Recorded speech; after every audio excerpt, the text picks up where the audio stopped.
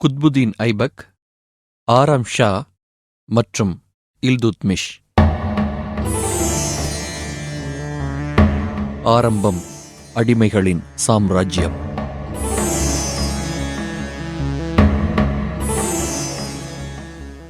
நிகழ்காலத்தில் கடும் உழைப்பு, எதிர்காலம் பற்றி நம்பிக்கை கனவுகள், இவை மட்டும் இருந்தால் போதும் கொத்தடிமையும் கொற்றவனாக ஆக முடியும்.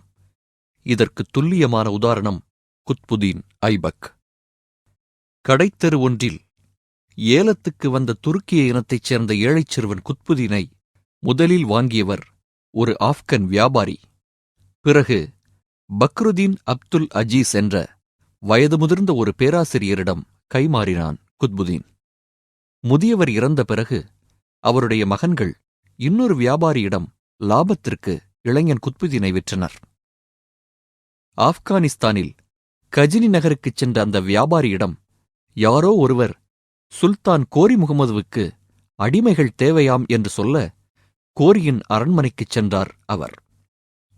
அவ்வளவாக அழகான தோற்றம் இல்லை என்றாலும் விசாலமான உடற்கட்டுடன் துருதுருவென்று புத்திசாலித்தனம் அலைபாயும் கண்களுடன் வந்து நின்ற குத்புதீன் ஐபக்கை பார்த்த வினாடியில் சுல்தானுக்கு பிடித்துப் போய்விட்டது. வியாபாரிக்கு நல்ல லாபம். கோரியிடம் அடிமையாக பணிக்குச் சேர்ந்த ஐபக் மிக விரைவில் மன்னனின் முழு நம்பிக்கையைப் பெற்று படிப்படியாக உயர்ந்து குதிரைப்படையின் தலைவனாகவும் பிறகு பிரதம தளபதிகளில் ஒருவனாகவும் பதவி உயர்வு பெற்றான்.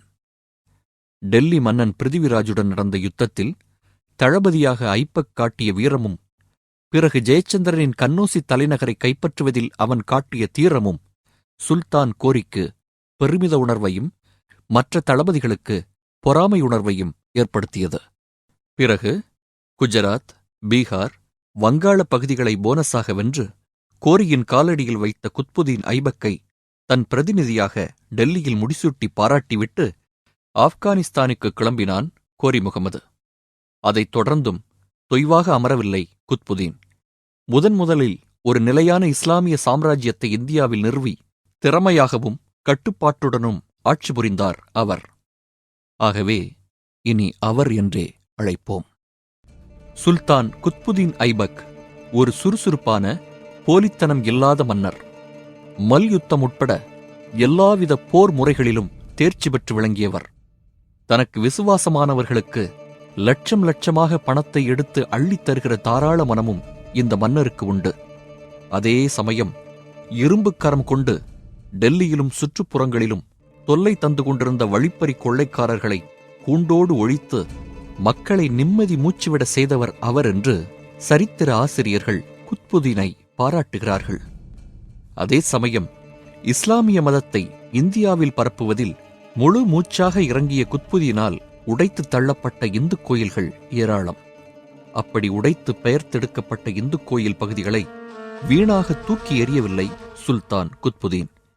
கோயில்களின் தூண்களையும் படிகளையும் அலாக்காக கொண்டு வந்து மசூதிகள் கட்டும்போது கச்சிதமாக பயன்படுத்தினார் அவர்.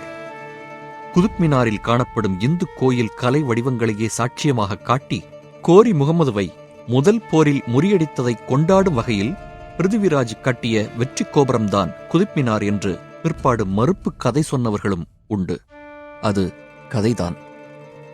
குத்புதீனுக்கு முடிசூட்டிவிட்டு ஆப்கானிஸ்தானுக்கு கிளம்பிய கோரி முகமது லாகூர் அருகே சிந்து நதிக்கரையில் தங்கி இளைப்பாறியபோது மர்மமான முறையில் கொல்லப்பட்டான். கொலைகாரர்கள் யார் என்று கண்டுபிடிக்கப்படவில்லை. பிருத்திவிராஜ் சவுகான் போரில் கொல்லப்படவில்லை. அவன் சாகாவரம் பெற்றவன். உண்மையில் பழுக்க காய்ச்சிய ஈட்டியால் பிருத்திவிராஜின் கண்களை தோண்டி எடுத்து பார்வையிழக்கச் செய்த முகமது கோரி அவனையும் அவனது நெருங்கிய நண்பனையும் கைதிகளாக்கி தன்னுடன் அழைத்துச் சென்றான். சிந்து நதிக்கரையில் கூடார வாயிலில் மந்திரி பிரதானிகளுடன் ஜாலியாக அமர்ந்திருந்த கோரி வில் வித்தையில் சூரன் என்று அழைக்கப்பட்ட பிருதிவிராஜிடம், வில் வித்தையில் பெரிய ஆளாமே நீ, இப்போது உன்னால் வில்லை இயக்க முடியுமா என்று சவால் விட தொலைவில் இருந்த பிருதிவிராஜ் முயற்சிக்கிறேன் என்று ஒரு வில்லை வாங்கினான். சுமார் 100 அடி தொலைவில் ஒரு அடிமை. அவன் தலையில் ஒரு கனி வைக்கப்பட்டது. அருகிலிருந்த நண்பன் கோரி முகமது அமர்ந்திருந்த இடத்தைச் சொல்லிச் சொல்லி உதவ வில்லை திருப்பி பிருதிவிராஜ் எய்த அம்பு காற்றை கிழித்துக் கொண்டு மின்னலாக சென்று திகைத்துப் போன கோரியின் மார்பில் பாய்ந்து அவன் உயிரையும் பறித்துக் கொண்டு முதுகு வழியாக வெளியேறிவிட்டது என்று ஒரு கதை உண்டு. இன்றைக்கும் ராஜஸ்தானில் இந்த கதையை நாட்டுப்புற பாடலாக கிராமத்து மக்கள் உணர்ச்சி பெருக்குடன் பாடுகிறார்கள். இந்திய மண்ணில் பிரவேசித்த அந்நிய நாட்டு படையை எதிர்த்து வாழ் உயர்த்தி அவர்களை ஒரு போரில் விரட்டியும் அடித்த ஒரு மாவீரனை ராஜபுத்திரர்களால் இன்றைக்கும் மறக்க முடியவில்லை. அவன் வீரத்தை ஒரு உணர்ச்சிகரமான தத்துவமாக மக்கள் மனதில் பூட்டி வைத்துக் கொண்டதால் துளிர்விட்டு வளர்ந்த கதைதான் மேலே சொல்லப்பட்டது என்பதை நாம் புரிந்து கொள்ள வேண்டும். வேலை என்று இறங்கிவிட்டால் அதை அரைகுறையாக முடிப்பதெல்லாம் முகமது கோரிக்கு பிடிக்காத விஷயம்.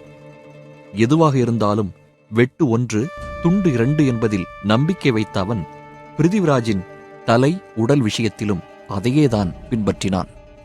டெல்லியை தலைநகராக கொண்டு கம்பீரமாகவும் திட்டவட்டமாகவும் குத்புதீன் ஐபக் துவக்கி வைத்த ஆட்சியை அடிமைகளின் சாம்ராஜ்யம் என்று வரலாற்று ஆசிரியர்கள் குறிப்பிடுகிறார்கள். பிறப்பாலோ சூழ்நிலையாலோ வாழ்க்கையின் அடிமட்டத்தில் சிக்கிக் கொண்டு வாடும் எவருக்கும் அடிமை குத்புதீன் டெல்லி சுல்தானாக மகுடம் சூட்டிக் கொண்ட வரலாறு ஒரு நம்பிக்கை நட்சத்திரம். ஆனால் குத்புதீன் ஆட்சி சுமார் 4 ஆண்டுகளே நீடித்தது. 1210ஆம் ஆண்டு நவம்பர் மாத ஆரம்பத்தில் லாகூர் அருகே ஒரு மைதானத்தில் போலோ விளையாட்டில் ஈடுபட்டிருந்தபோது குதிரையிலிருந்து எசகு பிசகாக விழுந்த சுல்தான் குத்புதீன் ஐபக்கின் உயிர் அந்த மைதானத்திலேயே பிரிந்தது. குத்புதீனை தொடர்ந்து டெல்லி அரியணையில் ஏறிய ஆராம் ஷாவின் ஆட்சியே எசகு பிசகாக அமைந்து தொலைத்ததால் அமைச்சர்கள் கூடிப் பேசி ஆராம் ஷாவை தொலைத்துக் கட்ட அவசரமாக முடிவெடுத்தார்கள். அவர்கள் சொல்லி அனுப்ப குத்புதீனுக்கு மாப்பிள்ளையாக வாய்த்த இல்துத்மிஷ் படை திரட்டிக் கொண்டு வந்து ஆராம் ஷாவை போரில் தோற்கடித்தார். மணிமகுடம் தலை மாறியது. போரில் வீழ்ந்த ஆராம் ஷாவின் உடல் இன்று வரை கிடைக்காததால் அந்த சுல்தானின் கல்லறையை மட்டும் டெல்லியில் நாம் காண முடியாது. புது சுல்தான் இல்துத்மிஷும் அடிமையாக வாழ்க்கையை ஆரம்பித்தவர்தான். சுல்தான் குத்புதீன் நல்ல விலை கொடுத்து வாங்கிய கட்டுமஸ்தான அடிமை. பழைய பாடம் திரும்பி படிக்கப்பட்டது. தன்னிடம் விசுவாசமாகவும் புத்திசாலித்தனமாகவும் பணியாற்றிய இல்துத்மிஷை கவர்னராக்கியதோடு நிறுத்திக் கொள்ளாமல் தன் மருமகனாகவும் ஆக்கிக் கொண்டார் குத்புதீன். ஆராம் ஷாவின் அரைவேக்காட்டுத்தனமான ஆட்சி ஓராண்டு கூட தொடரவில்லை என்றாலும் அதற்குள் பல குறுநில மன்னர்கள் இதுதான் சமயமென்று சுதந்திரக் கொடி உயர்த்தினார்கள். இல்துத்மிஷ் வந்தமர்ந்த கையோடு வாழ்முனையில் எல்லோரையும் வழிக்கிக் கொண்டு வர வேண்டியதாயிற்று. இல்துத்மிஷ் ஆட்சியின் போதுதான் செங்கிஸ்கானின் மங்கோலிய படை கொலை வெறியோடு சிந்து நதிக்கரை வரை வந்து நின்றது. அந்த படையை எதிர்த்து வாலாட்டப் பார்த்த இந்திய எல்லைப்புற மன்னர்களின் உதவிக்கு புத்திசாலியான இல்துத்மிஷ் போகாமல் தவிர்த்தார். அது ஒரு வகையில் டெல்லிக்கு நல்லதாகப் போயிற்று. மங்கோலியப் படை சிந்து நதியை கடந்து டெல்லி செல்லும் எண்ணத்தை கைவிட்டு பாரசீகம் நோக்கி பயணத்தைத் தொடர நிம்மதி பெருமூச்சு விட்டார் சுல்தான் இல்துத்மிஷ். சில மாதங்கள் கழித்து மங்கோலிய ஆபத்து நீங்கியதைக் கொண்டாடும் வகையில் குவாலியர், மால்வா, உஜ்ஜயினி மீது வரிசையாக போர் தொடுத்து கபளீகரம் செய்தது டெல்லி பாதுஷாவின் படை. குறிப்பாக உஜ்ஜயினி நகர் உருத்தெரியாமல் தரைமட்டமாக்கப்பட்டது. அங்கிருந்து புகழ்வாய்ந்த காளிமாதாவின் கோயில் தூள் தூளாக்கப்பட்டது. பல்லாயிரக்கணக்கானவர்கள் கொல்லப்பட்டார்கள். அதுதான் இல்துத்மிஷ் மேற்கொண்ட கடைசி படையெடுப்பு. அங்கிருந்து கிளம்பி டெல்லிக்கு திரும்புவதற்குள் கடுமையான காய்ச்சலில் விழுந்தார் இல்துத்மிஷ். பல்லக்கில் படுக்க வைத்து அவசர அவசரமாக அலுங்காமல் நலுங்காமல் சுல்தானை டெல்லிக்குக் கொண்டு போனார்கள். அரண்மனை வைத்தியர்கள் சுல்தானை பிழைக்க வைக்க போராடினார்கள்.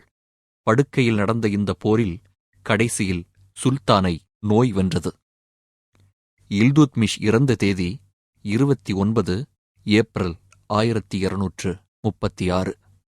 26 ஆண்டுகள் ஆட்சி புரிந்த இல்துத்மிஷ் இந்தியாவில் குத்புதீன் அமைத்துத் தந்த அஸ்திவாரத்தின் மீது வெற்றிகரமாக இஸ்லாமிய சாம்ராஜ்யத்தை எழுப்பியவர் என்கிறது சரித்திரம். சுல்தானுக்கு சரியான மகன்கள் வாய்க்கவில்லை. கேளிக்கையே வாழ்க்கை என்பது போல் திரிந்து கொண்டிருந்த மகன்களிடம் இல்துத்மிஷுக்கு ஏற்கனவே சில ஆண்டுகளாக நம்பிக்கை அடியோடு போயிருந்தது. கூர்ந்த அறிவும் ஆழ்ந்த திறமையும் கொண்ட தன் மகள் ரசியா மீதுதான் மிகுந்த அன்பும் மதிப்பும் வைத்திருந்தார். மது மாது என்று மஞ்சத்திலேயே தஞ்சம் கொண்டிருக்கும் என் மகன்கள் யாருக்கும் நாடாளும் தகுதியில்லை. நாம் ரத்தம் சிந்தி உருவாக்கி அமைத்த சாம்ராஜ்யத்தை கட்டிக்காக்கும் தகுதி என் மகள் ரசியாவுக்குத்தான் உண்டு என்று 1232 குவாலியரில் வெற்றி பெற்று திரும்பியதிலிருந்தே இல்துத்மிஷ் தன் ஆலோசகர்களிடம் புலம்பிக் கொண்டிருந்தார். படுக்கையில் வீழ்ந்து மரணத்தை நோக்கி சரிந்து கொண்டிருக்கும்போது தன் ஆலோசகர்களை நெருக்கமாக அழைத்து நடுங்கும் குரலில் ரசியாவிடம் ஆட்சிப் பொறுப்பை அழியுங்கள் என்று மன்னர் மன்றாடியதாக தகவல். சுல்தான் இப்படி சீரியஸாகவே சொல்வது கேட்டு அரசவையிலிருந்த ஆச்சாரமான முஸ்லிம் பெரியவர்கள் திகைத்துப் போனார்கள். இது என்ன பைத்தியக்காரத்தனம்? ஒரு பெண்ணுக்கு, அதுவும் முஸ்லீமாகப் பிறந்தவளுக்கு மகுடமா? இதை அனுமதிக்க முடியாது என்று ஒருமனதாக முடிவெடுத்தார்கள். இல்துத்மிஷ் சுல்தானின் வேண்டுகோளை மீறி அவர் மகன் ருக்னுதீன் ஃபிரோஸ் என்பவனை அரியணையில் அமர்த்தி ஒரு அபத்தத்திற்கு வழிவகுத்தார்கள். குதுப் மினாரைப் பற்றி சில தகவல்கள். 242 அடி, ஒரு அற்புதம். குத்புதீன் ஐபக் கட்டியது குதுப் மினார் முதல் மாடி வரைதான். வானுயிர் அதை வெற்றிகரமாக முழுவதும் கட்டி முடித்தவர் சுல்தான் இல்துத்மிஷ். குதுப் மினார் முழுவதையுமே இல்துத்மிஷ் தான் கட்டினார் என்று கூறுபவர்களும் உண்டு. உலகிலேயே மிக உயர்ந்த வகை டவர் இதுதான். உயரம் 242 அடி. உச்சிக்குச் செல்ல 319 படிகள். பாக்தாத் நகரிலிருந்து டெல்லிக்கு வந்து தங்கியிருந்த குவாஜா குத்புதீன் பக்டியர் காஹி என்னும் மகான் மீது பெருமதிப்பு வைத்திருந்த இல்துத்மிஷ் அவர் பெயரை குதுப் மினாருக்கு சூட்டியதாகத்தான் சரித்திரம் தெரிவிக்கிறது. விசுவாசம் கருதி முந்தைய சுல்தான் குத்புதீன் ஐபக் பெயரையும் இல்துத்மிஷ் குதுப் மினாரில் செதுக்கியதால் பிற்பாடு எந்த குத்புதீன் என்று சற்று குழப்பம் ஏற்பட்டுவிட்டது. முஸ்லிம் மக்களை தொழுகைக்கு அழைக்கவும் குதுப் மினார் பயன்பட்டது என்று கூறப்படுகிறது. முதலில் 3 மாடிகள் மட்டுமே கொண்டிருந்த குதுப் மினாரில் 1368 ஃபிரோஸ் ஷா துக்ளக் உச்சிப்பகுதியை 2ஆக பிரித்து ஒரு பால்கனியை மட்டும் சேர்த்து குதுப் மினாருக்கு மேலும் அழகூட்டினார். பிரிட்டிஷ் ஆட்சி ஏற்பட்ட பிறகு சற்று மோசமான நிலையிலிருந்த குதுப் மினாரை சீரமைக்க முடிவு செய்யப்பட்டது. அதற்காக கர்னல் ராபர்ட் ஸ்மித் என்ற பிரிட்டிஷ் கட்டடக்கலை வல்லுநரை அரசு அழைத்துக் கொண்டு வந்தது. வந்தவர் ரிப்பேரோடு நிறுத்திக் கொள்ளாமல் அதிக பிரசங்கம் செய்தார். குதுப் மினாருக்கு முத்தாய்ப்பாக ஒரு ஆங்கில கூரை வைத்தால் மேலும் அழகாக அமையும் என்று முடிவு செய்து மரத்தால் ஒரு சிறு கோபுரம் அமைத்து உச்சியில் அதை பொருத்தினார். இயற்கை அதை அனுமதிக்கவில்லை. ஒரு பெரும் இடியின் மூலம் தன் ஆட்சேபனையை தெரிவித்தது. விழுந்த இடியினால் கோணலாகிப் போன உச்சாணி கோபுரத்தை பார்த்தார்கள் கலையுணர்வு கொண்ட பிரிட்டிஷ் அதிகாரிகள் சிலர். தலையில் அடித்துக்கொண்டு அதை கீழே இறக்கச் சொன்னார்கள். இது நிகழ்ந்தது 1848. நண்பர்களின் விளையாட்டுக் குழுவில் சேர்த்துக் கொள்ளப்படாத சிறுவனைப் போல் பரிதாபமாக சுணங்கி நிற்கும் அந்த கூரையை இன்றும் நாம் குதுப் மினார் அருகில் காணலாம். இது என்ன ஒரு அபத்தம் என்று குதுப் மினாரே அந்த வெள்ளைக்கார குல்லாயை ஒதுக்கி தள்ளிவிட்டதாம்.